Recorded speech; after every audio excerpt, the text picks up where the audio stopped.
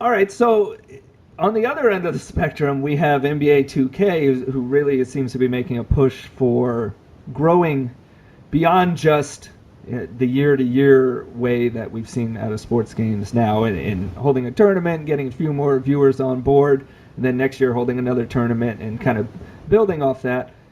2K and the NBA are partnering up for an actual league, and we're talking about every NBA franchise having a team that's tied to them and literally employing, as far as Strauss Zelnick, who's the CEO of Take-Two, saying this will be a full-time job for everyone involved.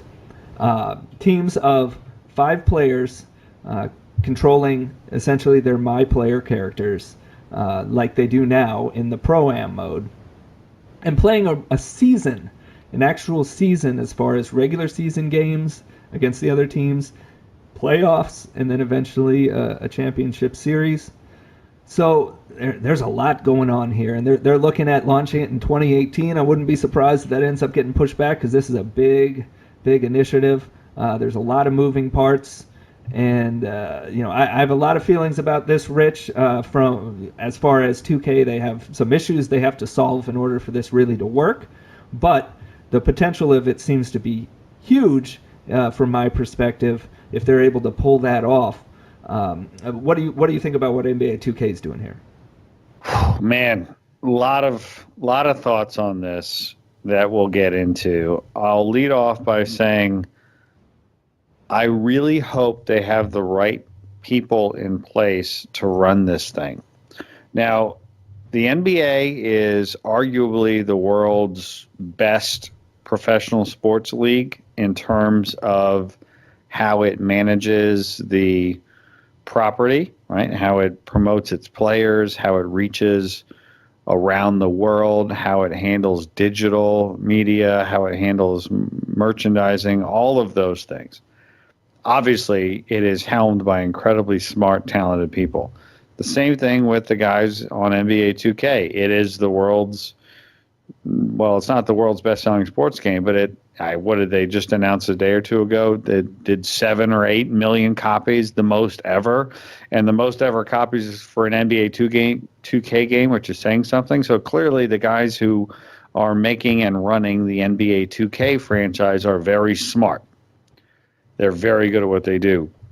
But eSports is completely different on so many different levels. The way that, number one, the amount of money at the top end, when you talk about League of Legends and Counter-Strike and Dota and those things, the undercurrent of nastiness around the communities in a lot of cases, and the fact that it is a technology event as opposed to an athletic event presents a whole host of problems, potential cheating or, potential shenanigans or potential crashes or failures with money on the line. There's so many aspects to running an esports league that I really hope they have the right people in place to do this, because there's a lot of opportunity for success, but there's probably just as much, if not more, opportunity for problems when you talk about establishing a new esports league. So let's talk about one of those, and that's probably the most prominent, as far as certainly on social media, where every tweet from 2K about this and really about anything regards their servers, right? And so currently in NBA 2K17, we have a long history of NBA 2K having online issues, but in 2K17, it's 2017, Rich, and we have the Pro-Am mode where a number of people, all too frequently, people are getting kicked out of Pro-Am games, which when you lose someone from your team, a CPU character, the CPU controls them instead, and that's a huge disadvantage. And we have a tournament that's going on currently where this is happening. This is happening during a tournament which involves money, which they are promoting heavily. So that's an issue. I think, first of all, that's the biggest one they're going to have to tackle, because presumably they're calling this kind of a worldwide thing that they're going to do. Presumably, these teams aren't traveling to play locally. Presumably, right. I mean, as you mentioned, there's a lot that they haven't talked about the mechanics, right? They don't know if they're going to have all the teams ready at the start. They're talking about the individual basketball teams owning these esports teams. I can't imagine something more different than owning an NBA team versus owning an esports team. I mean, talk about just a completely different set of everything. I have to believe that they're going to have separate, walled off infrastructure to support this that's going to be dedicated only to running this. Because if they don't, I shudder to think about what could happen. I mean, all it's going to take is one time when an event is happening and teams are playing and there's a freeze or a glitch or a crash, and it gets booted. Everybody gets booted out to the main screen. That becomes a meme, forever.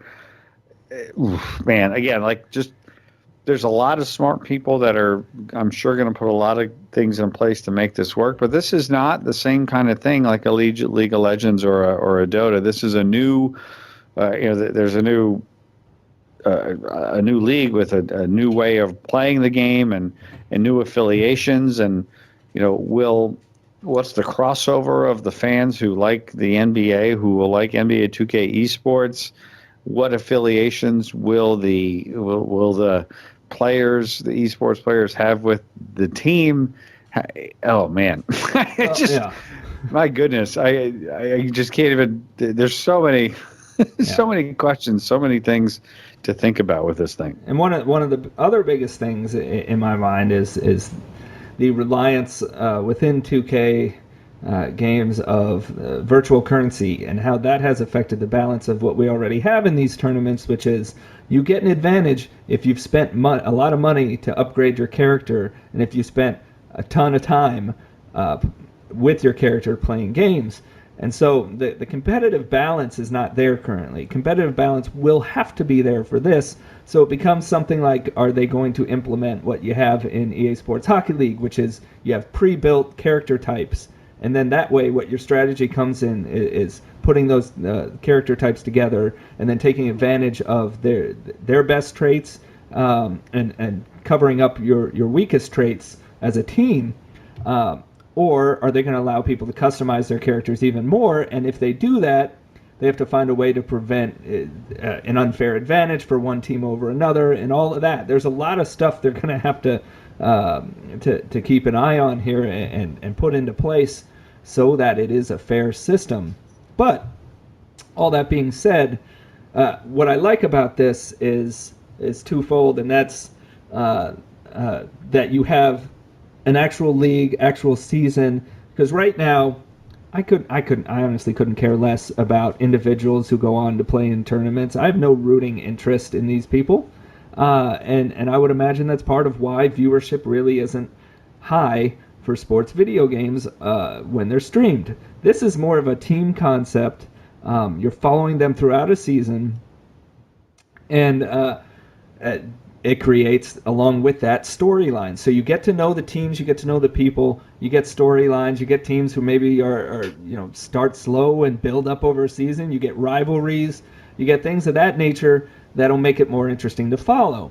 And then also, if you're tying them to these teams, if you're a fan of the Golden State Warriors and the Golden State Warriors NBA 2K eLeague team, it's probably going to be, you might go along with them as your esports team to follow. I think you might find that that association between the teams, between the NBA teams and the eLeague teams, as something that's more appealing than what we have now. Possible. It's certainly different, and different could be good. I don't know if there will be any of that crossover. I don't know if there even needs to be any of that crossover. Perhaps it's not about crossover. It's just about, like you say, establishing that foundation. Right? I mean, one of the things that is incredibly difficult for most people who are not already into esports to get into esports is because just the teams are not named after anything other than particular sponsors. And the individual players on the teams move around constantly. And, the turnover is close to 100%, and the burnout rate among the players is incredibly high. It's a very, very, very hard way.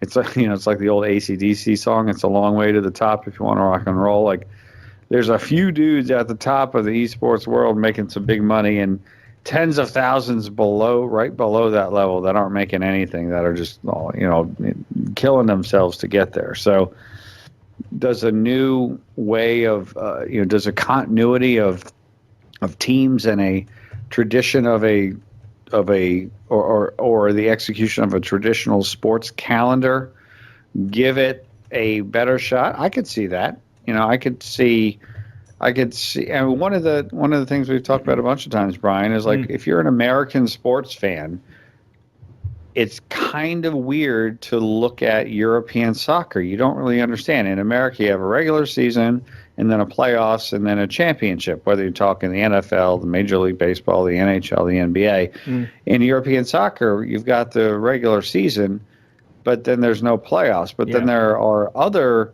trophies and tournaments that you play during the season. And then, there aren't really trades per se, as there might be 10 leagues across the country, across the continent, and players move around from all the different leagues. And it's just weird and bizarre to the traditional American sports fans. Similarly, esports, a lot of it is weird and bizarre to anyone who hasn't grown up in it.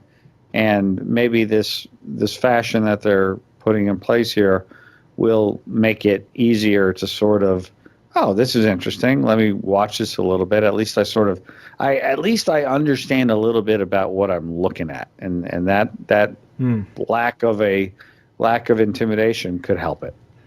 Yep. I think it's a really ambitious plan coming from 2K, which is something they're kind of known for, and having the NBA on board is a pretty big deal.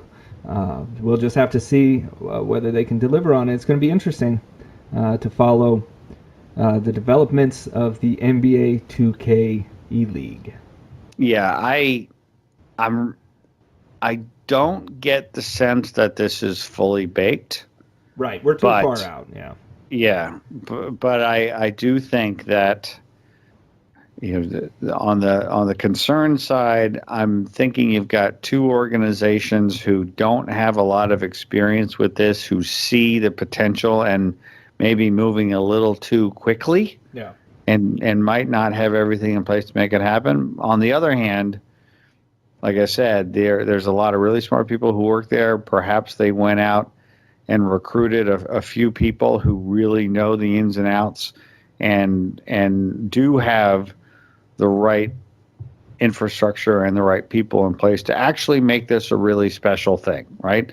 The upside is nothing but great. If this turns out to be something where, because of this initiative, the core game gets better, which is, I think, something that all of us can hope, right? As we've talked about in the past, when you invest in eSports type features in your game, your core game better be good, right? It better not be based upon money plays or glitches or stuff like that. It better be as close to sim as possible.